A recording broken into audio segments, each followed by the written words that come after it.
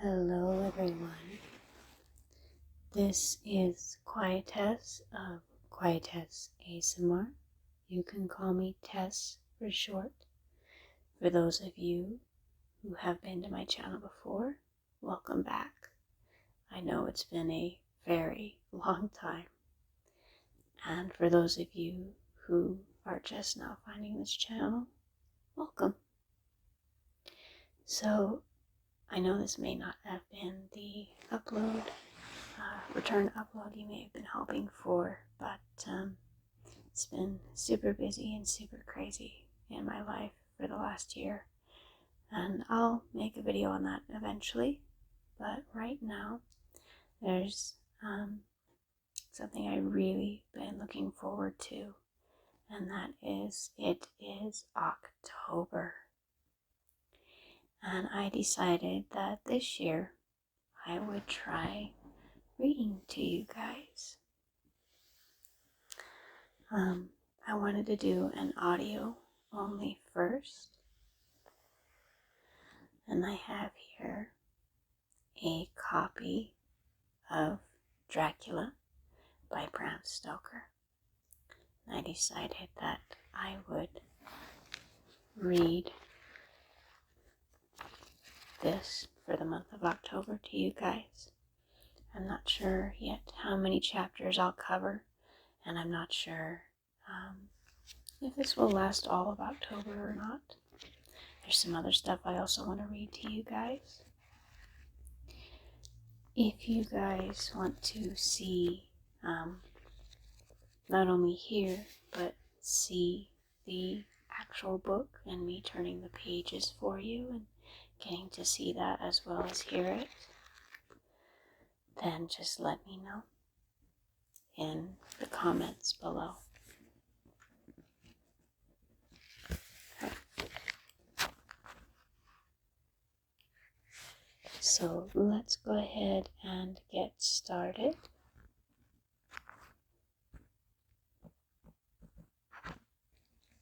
So this is Dracula by Bram Stoker.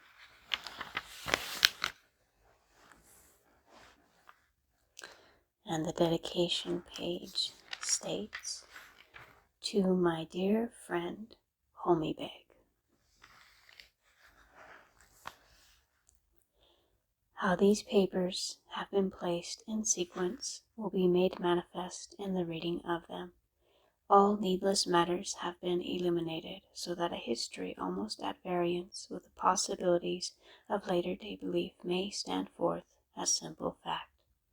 There is throughout no statement of past things wherein memory may err, for all the records chosen are exactly contemporary, given from the standpoints and within the range of knowledge of those who made them." Chapter 1. Jonathan Harker's Journal, kept in shorthand.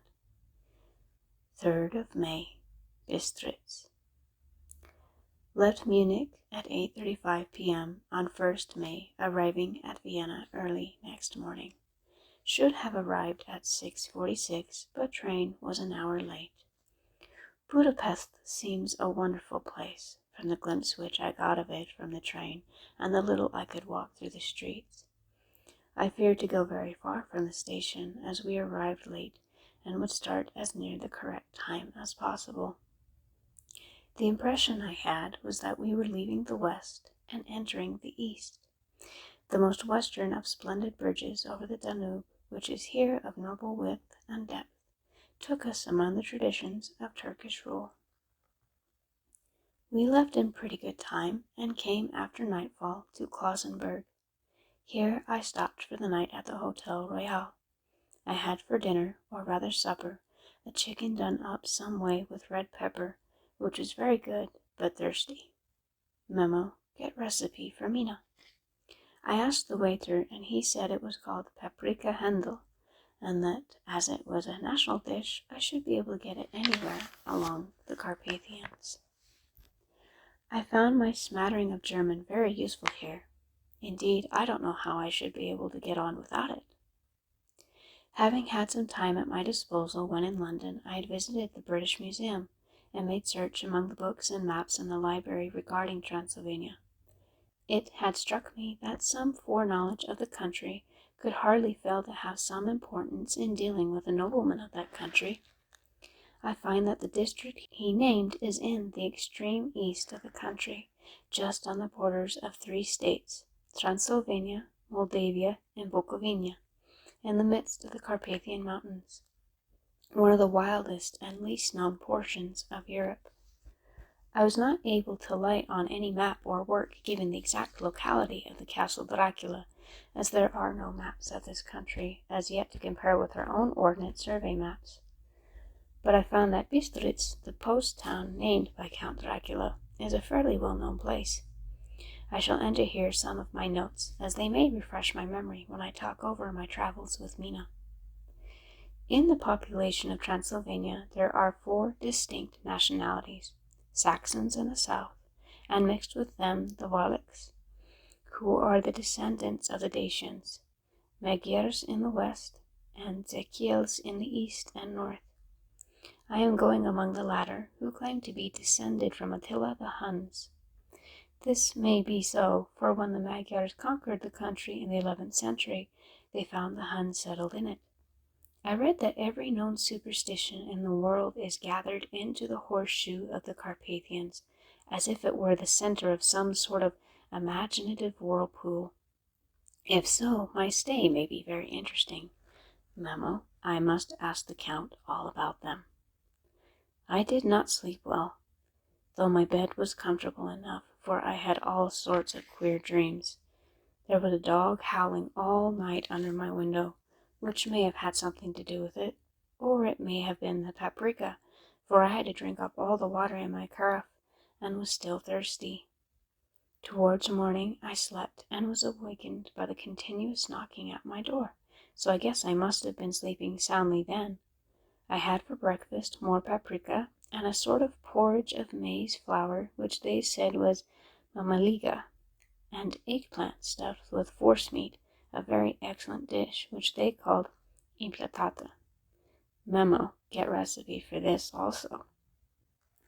I had to hurry breakfast, for the train started a little before 8, or rather it ought to have done so, for after rushing to the station at 7:30, I had to sit in the carriage for more than an hour before we began to move. It seems to me that the further east you go, the more unpunctual are the trains. What ought they to be in China? All day long we seemed to dawdle through a country which was full of beauty of every kind. Sometimes we saw little towns or castles on the top of steep hills, such as we see in old missals. Sometimes we ran by rivers and streams which seemed from the wide stony margin on each side of them to be subject to great floods. It takes a lot of water and running strong to sweep the outside edge of a river clear. At every station there were groups of people, sometimes crowds, and in all sorts of attire. Some of them were just like the peasants at home, or those I saw coming through France and Germany, with short jackets and round hats and homemade trousers. But others were very picturesque. The women looked pretty, except when you got near them, but they were very clumsy about the waist. They had all full white sleeves of some kind or other, and most of them had big belts with a lot of strips of something fluttering from them like the dresses in a ballet, but of course there were no petticoats under them. The strangest figures we saw were the Slavics, who were more barbarian than the rest, with their big cowboy hats, big baggy dirty white trousers, white linen shirts, an enormous heavy leather belt, nearly a foot wide, all studded over with brass nails. They wore high boots, with their trousers tucked into them, and had long black hair and heavy black moustaches. They are very picturesque, but do not look prepossessing. On the stage they would be set down at once as some old Oriental band of brigands. They are, however, I am told, very harmless, and rather wanting in natural self-assertion. It was on the dark side of twilight when we got to Bistritz, which is a very interesting old place, being practically on the frontier, for the Borgo Pass leads from it into Bukovina. It has had a very stormy existence, and it certainly shows marks of it. 50 years ago, a series of great fires took place, which made terrible havoc on 5 separate occasions. At the very beginning of the 17th century, it underwent a siege of 3 weeks and lost 13,000 people, the casualties of war proper being assisted by famine and disease. Count Dracula had directed me to go to the Golden Krone Hotel, which I found to my great delight to be thoroughly old-fashioned, for of course I wanted to see all I could of the ways of the country. I was evidently expected, for when I got near the door I faced a cheery-looking elderly woman in the usual peasant dress, white undergarment with long double apron, front and back, of colored stuffed fitting almost too tight for modesty. When I came close, she bowed and said, "The Englishman." "Yes," I said, "Jonathan Harker." She smiled and gave some message to an elderly man in white shirt-sleeves who had followed her to the door. He went, but immediately returned with a letter. "My friend, welcome to the Carpathians. I am anxiously expecting you. Sleep well tonight. At 3 tomorrow the diligence will start for Bukovina. A place on it is kept for you. At the Borgo Pass my carriage will await you and will bring you to me. I trust that your journey from London has been a happy one, and that you will enjoy your stay in my beautiful land. Your friend, Dracula." 4th of May. I found that my landlord had got a letter from the Count directing him to secure the best place on the coach for me. But on making inquiries as to the details, he seemed somewhat reticent and pretended that he could not understand my German. This could not be true, because up to then he had understood it perfectly. At least, he answered my questions exactly as he did. He and his wife, the old lady who had received me, looked at each other in a frightened sort of way. He mumbled out that the money had been sent in a letter, and that was all he knew. When I asked him if he knew Count Dracula and could tell me anything of his castle, both he and his wife crossed themselves, and, saying that they knew nothing at all, simply refused to speak further. It was so near the time of starting that I had no time to ask anyone else, for it was all very mysterious, and not by any means comforting. Just before I was leaving, the old lady came up to my room and said in a very hysterical way, "Must you go? Oh, young Herr, must you go?" She was in such an excited state that she seemed to have lost her grip of what German she knew, and mixed it all up with some other language which I did not know at all. I was just able to follow her by asking many questions. When I told her that I must go at once and that I was engaged on important business, she asked again, "Do you know what day it is?" I answered that it was the 4th of May. She shook her head as she said again, "Oh yes, I know that, but do you know what day it is?" On my saying that I did not understand, she went on, "It is the eve of St. George's Day. Do you not know that tonight, when the clock strikes midnight, all the evil things in the world will have full sway? Do you know where you are going, and what you are going to?" She was in such evident distress that I tried to comfort her, but without effect. Finally, she went down on her knees and implored me not to go, at least to wait a day or 2 before starting. It was all very ridiculous, but I did not feel comfortable. However, there was business to be done, and I could allow nothing to interfere with it. I therefore tried to raise her up, and said as gravely as I could that I thanked her, but my duty was imperative, and that I must go. She then rose and dried her eyes, and taking a crucifix from her neck, offered it to me. I did not know what to do, for as an English churchman I have been taught in regard such things as in some measure idolatrous, and yet it seemed so ungracious to refuse an old lady meaning so well and in such a state of mind. She saw, I suppose, the doubt in my face, for she put the rosary round my neck and said, "For your mother's sake," and went out of the room. I am writing up this part of the diary whilst I am waiting for the coach, which is, of course, late, and the crucifix is still round my neck. Whether it is the old lady's fear, or the many ghostly traditions of this place, or the crucifix itself, I do not know, but I am not feeling nearly as easy in my mind as usual. If this book should ever reach Mina before I do, let it bring my goodbye. Here comes the coach. 5th May. The Castle.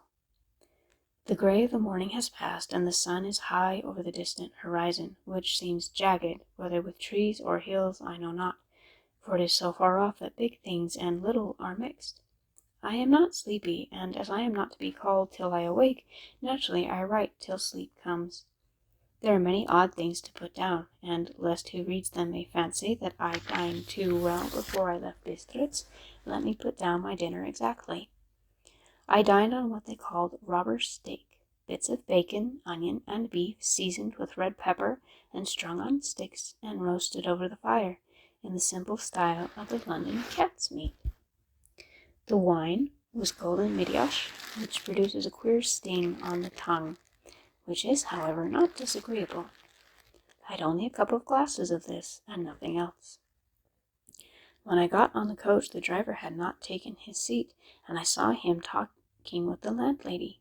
They were evidently talking of me, for every now and then they looked at me, and some of the people who were sitting on the bench outside the door, which they call by a name meaning word-bearer, came and listened, and then looked at me, most of them pityingly. I could hear a lot of words often repeated, queer words, for there were many nationalities in the crowd. So I quietly got my polyglot dictionary from my bag and looked them out. I must say they were not cheering to me, for amongst them were Ordog, Satan, Pochel, Hell, Trigoiga, Witch, Froluk, and Lukoslak, both of which mean the same thing, one being Slavic and the other Servian for something that is either werewolf or vampire. Memo. I must ask the Count about these superstitions. When we started, the crowd round the inn door, which had by this time swelled to considerable size, all made the sign of the cross and pointed 2 fingers towards me. With some difficulty I got a fellow passenger to tell me what they meant. He would not answer at first, but on learning that I was English, he explained that it was a charm or guard against the evil eye. This was not very pleasant for me, just starting for an unknown place to meet an unknown man, but everyone seemed so kind-hearted and so sorrowful and so sympathetic that I could not but be touched.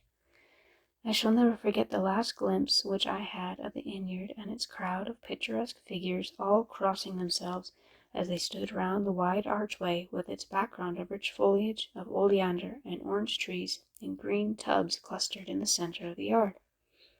Then our driver, whose wide linen drawers covered the whole front of the box seat, Gotza they call him, cracked his big whip over his 4 small horses, which ran abreast, and we set off on our journey.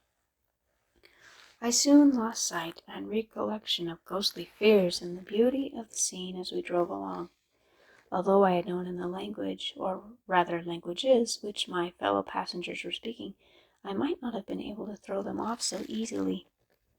Before us lay a green, sloping land full of forests and woods, with here and there steep hills crowned with clumps of trees or with farmhouses, the blank gable end to the road.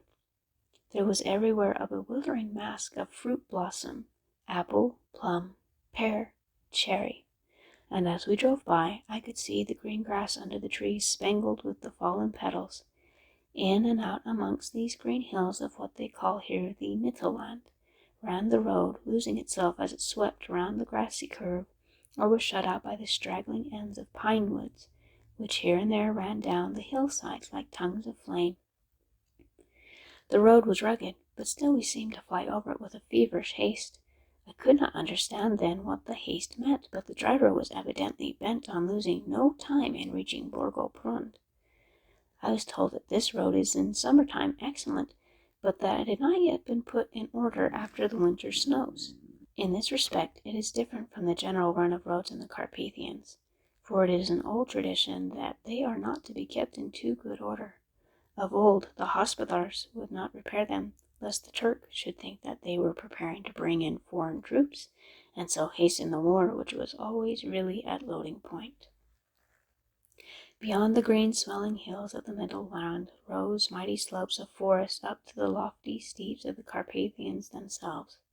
Right and left of us they towered, with the afternoon sun falling full upon them and bringing out all the glorious colors of this beautiful range, deep blue and purple in the shadows of the peaks, green and brown where grass and rock mingled, and an endless perspective of jagged rock and pointed crags, till these were themselves lost in the distance, where the snowy peaks rose grandly. Here and there seemed mighty rifts in the mountains, through which, as the sun began to sink, we saw now and again the white gleam of falling water. One of my companions touched my arm as we swept round the base of a hill and opened up the lofty, snow-covered peak of a mountain, which seemed, as we wound on our serpentine way, to be right before us. "Look, ist in Zip, God seat," and he crossed himself reverently. As we wound on our endless way, and the sun sank lower and lower behind us, the shadows of the evening began to creep round us. This was emphasized by the fact that the snowy mountain tops still held the sunset and seemed to glow out with a delicate, cool pink. Here and there we passed Czechs and Slovaks, all in picturesque attire, but I noticed that Gotre was painfully prevalent. By the roadside were many crosses, and as we swept by, my companions all crossed themselves. Here and there was a peasant man or woman kneeling before a shrine, who did not even turn round as we approached, but seemed in the self-surrender of devotion to have neither eyes nor ears for the outer world. There were many things new to me. For instance, hayricks in the trees, and here and there very beautiful masses of weeping birch, their white stems shining like silver through the delicate green of the leaves. Now and again we passed a lighter wagon, the ordinary peasant's cart, with its long snake-like vertebra calculated to suit the inequalities of the road. On this were sure to be seated quite a group of homecoming peasants, the Czechs with their white and the Slovaks with their colored sheepskins, the latter carrying lance fashion their long staves with axe at end. As the evening fell, it began to get very cold, and the growing twilight seemed to merge into one dark mistiness the gloom of the trees, oak, beech, and pine, though in the valleys which ran deep between the spurs of the hills as we ascended through the pass, the dark firs stood out here and there against the background of late-lying snow. Sometimes, as the road was cut through the pine woods that seemed in the darkness to be closing down upon us, great masses of grayness, which here and there bestrewed the trees, produced a peculiarly weird and solemn effect, which carried on the thoughts and grim fancies engendered earlier in the evening, when the falling sunset threw into strange relief the ghost-like clouds which amongst the Carpathians seemed to wind ceaselessly through the valleys. Sometimes the hills were so steep that, despite our driver's haste, the horses could only go slowly. I wished to get down and walk them up, as we do at home, but the driver would not hear of it. "No, no," he said, "you must not walk here. The dogs are too fierce." And then he added, with what he evidently meant for grim pleasantry, for he looked round to catch the approving smile of the rest, "and you may have enough of such matters before you go to sleep." The only stop he would make was a moment's pause to light his lamps. When it grew dark, there seemed to be some excitement amongst the passengers, and they kept speaking to him, one after the other, as though urging him to further speed. He lashed the horses unmercifully with his long whip, and with wild cries of encouragement urged them on to further exertions. Then, through the darkness, I could see a sort of patch of gray light ahead of us, as though there were a cleft in the hills. The excitement of the passengers grew greater. The crazy coach rocked on its great leather springs and swayed like a boat tossed on a stormy sea. I had to hold on. The road grew more level, and we appeared to fly along. Then the mountains seemed to come nearer to us on each side and to frown down upon us. We were entering on the Borgo Pass. One by one, several of the passengers offered me gifts which they pressed upon me with an earnestness which would take no denial. They were certainly of an odd and varied kind, but each was given in simple good faith, with a kindly word and a blessing, and that strange mixture of fear-meaning movements which I had seen outside the hotel at Bistritz, the sign of the cross, and the guard against the evil eye. Then, as we flew along, The driver leaned forward, and on each side the passengers, craning over the edge of the coach, peered eagerly into the darkness. It was evident that something very exciting was either happening or expected, but though I had asked each passenger, no one would give me the slightest explanation. This state of excitement kept on for some little time, and at last we saw before us the pass opening out on the eastern side. There were dark, rolling clouds overhead, and in the air the heavy, oppressive sense of thunder.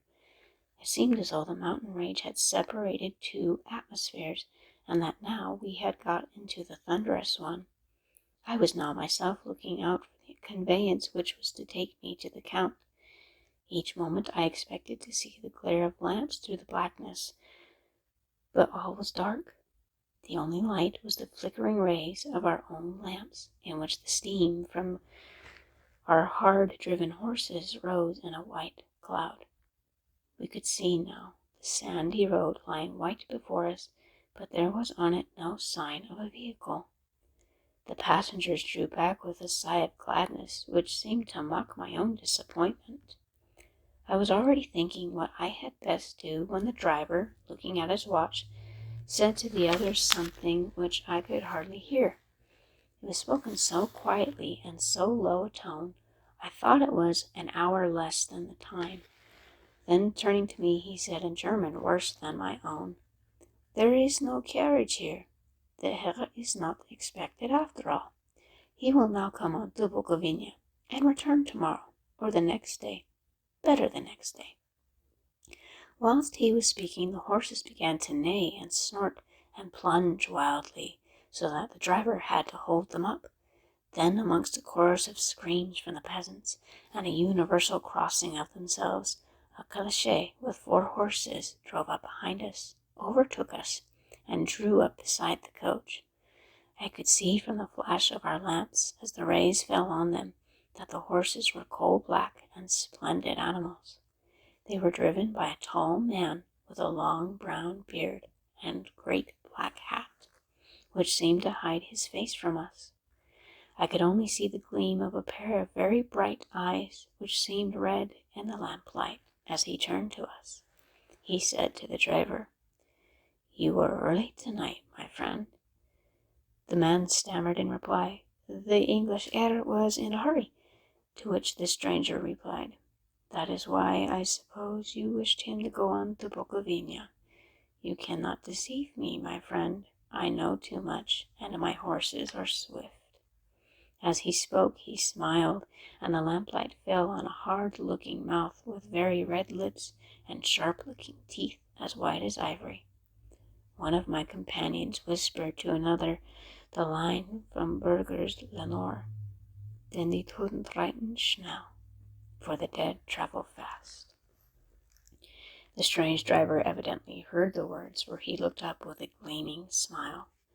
The passenger turned his face away, at the same time putting out his 2 fingers and crossing himself. "Give me the Herr's luggage," said the driver, and with exceedingly alacrity my bags were handed out and put in the calash.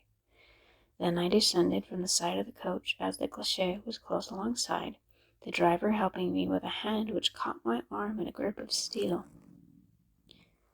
His strength must have been prodigious. Without a word, he shook his reins, the horses turned, and we swept into the darkness of the pass. As I looked back, I saw the steam from the horses of the coach by the light of the lamps, and projected against it the figures of my late companions crossing themselves. Then the driver cracked his whip and called to his horses, and off they swept on their way to Bukovina. As they sank into the darkness, I felt a strange chill, and a lonely feeling came over me. But a cloak was thrown over my shoulders and a rug across my knees, and the driver said in excellent German, "The night is chill, mein Herr, and my master the Count bade me take all care of you. There is a flask of Slivovitz, the plum brandy of the country, underneath the seat, if you should require it." I did not take any, but it was a comfort to know it was there all the same. I felt a little strangely and not a little frightened. I think had there been any alternative, I should have taken it instead of persecuting that unknown night journey. The carriage went on at a hard pace straight along, Then we made a complete turn and went along another straight road. It seemed to me that we were simply going over and over the same ground again, and so I took note of some salient point and found that this was so. I would have liked to have asked the driver what this all meant, but I really feared to do so, for I thought that, placed as I was, any protest would have had no effect in case there had been an intention to delay. By and by, however, as I was curious to know how time was passing, I struck a match, and by its flame looked at my watch. It was within a few minutes of midnight. This gave me a sort of shock, for I suppose the general superstition about midnight was increased by my recent experiences. I waited with a sick feeling of suspense. Then a dog began to howl somewhere in a farmhouse far down the road, a long, agonized wailing as if from fear. The sound was taken up by another dog, and then another, and another, till, borne on the wind, which now sighed softly through the pass, a wild howling began, which seemed to come from all over the country, as far as the imagination could grasp it through the gloom of the night. At the first howl, the horses began to strain and rear, but the driver spoke to them soothingly, and they quieted down, but shivered and sweated as though after a runaway from sudden fright. Then far off in the distance, from the mountains on each side of us, began a louder and a sharper howling, that of wolves, which affected both the horses and myself in the same way, for I was minded to jump from the cliche and run, whilst they reared again and plunged madly, so that the driver had to use all his great strength to keep them from bolting. In a few minutes, however, my own ears got accustomed to the sound, and the horses so far became quiet that the driver was able to descend and to stand before them. He petted and soothed them and whispered something in their ears, as I have heard of horse tamers doing, and with extraordinary effect, for under his caresses they became quite manageable again, though they still trembled. The driver again took his seat, and shaking his reins started off at a great pace. This time, after going to the far side of the pass, he suddenly turned down a narrow roadway which ran sharply to the right. Soon we were hemmed in with trees, which in places arched right over the roadway, till we passed as through a tunnel, and again great frowning rocks guarded us boldly on either side. Though we were in shelter, we could hear the rising wind, for it moaned and whistled through the rocks, and the branches of the trees crashed together as we swept along. It grew colder and colder still, and fine powdery snow began to fall, so that soon we and all around us were covered with a white blanket. The keen wind still carried the howling of the dogs, though this grew fainter as we went on our way. The baying of the wolves sounded nearer and nearer, as though we were closing round on us from every side. I grew dreadfully afraid, and the horses shared my fear. The driver, however, was not in the least disturbed. He kept turning his head to left and right, but I could not see anything through the darkness. Suddenly, away on our left, I saw a faint flickering blue flame. The driver saw it at the same moment. He at once checked the horses, and jumping to the ground, disappeared into the darkness. I did not know what to do, the less as the howling of the wolves grew closer, but while I wondered, the driver suddenly appeared again, and without a word took his seat, and we resumed our journey. I think I must have fallen asleep and kept dreaming of the incident, for it seemed to be repeated endlessly, and now looking back it is like a sort of awful nightmare. Once the flame appeared so near the road that even in the darkness around us I could watch the driver's motions. He went rapidly to where the blue flame arose. It must have been very faint, for it did not seem to illuminate the place around it at all, and gathering a few stones formed them into some device. Once there appeared a strange optical effect. When he stood between me and the flame, he did not obstruct it, for I could see its ghostly flicker all the same. This startled me, but as the effect was only momentary, I took it that my eyes deceived me, straining through the darkness. Then for a time there were no blue flames, and we sped onwards through the gloom, with the howling of the wolves around us, as though they were following in a moving circle. At last there came a time when the driver went further afield than he had yet gone, and during his absence the horses began to tremble worse than ever, and to snort and scream with fright. I could not see any cause for it, for the howling of the wolves had ceased altogether. But just then the moon, sailing through the black clouds, appeared behind the jagged crest of a beetling pine-clad rock, and by its light I saw around us a ring of wolves with white teeth and lolling red tongues, with long sinewy limbs and shaggy hair. They were 100 times more terrible in the grim silence which held them than even when they howled. For myself, I felt a sort of paralysis of fear. It is only when a man feels himself face to face with such horrors that he can understand their true import. All at once the wolves began to howl, as though the moonlight had some peculiar effect on them. The horses jumped about and reared, and looked helplessly around with eyes that rolled in a painful way to see. But the living ring of terror encompassed them on every side, and they had perforce to remain within it. I called to the coachman to come, for it seemed to me that our only chance was to try to break out through the ring and to aid his approach. I shouted and beat the side of the caleche, hoping by the noise to scare the wolves from that side, so as to give him a chance of reaching the trap. How he came there I know not, but I heard his voice raised in a tone of imperious command, and looking towards the sound, saw him stand in the roadway. As he swept his long arms as though brushing aside some impalpable obstacle, the wolves fell back and back further still. Just then a heavy cloud passed across the face of the moon, so that we were again in darkness. When I could see again, the driver was climbing into the caleche, and the wolves had disappeared. This was all so strange and uncanny that a dreadful fear came upon me, and I was afraid to speak or move. The time seemed interminable as we swept on our way, now in almost complete darkness, for the rolling clouds obscured the moon. We kept on ascending, with occasional periods of quick descent, but in the main always ascending. Suddenly, I became conscious of the fact that the driver was in the act of pulling up the horses in the courtyard of a vast ruined castle, from whose tall black windows came no ray of light, and whose broken battlements showed a jagged line against the moonlit sky. And that is the end of chapter 1. I hope you guys enjoyed that. I will start reading and post the second chapter soon. Please let me know in the comments if you would like to also have the visual for this. If not, thank you for listening and watching this video, and I hope it helped you relax and get the tingles, and hopefully get you eager to hear the rest of Dracula by Bram Stoker.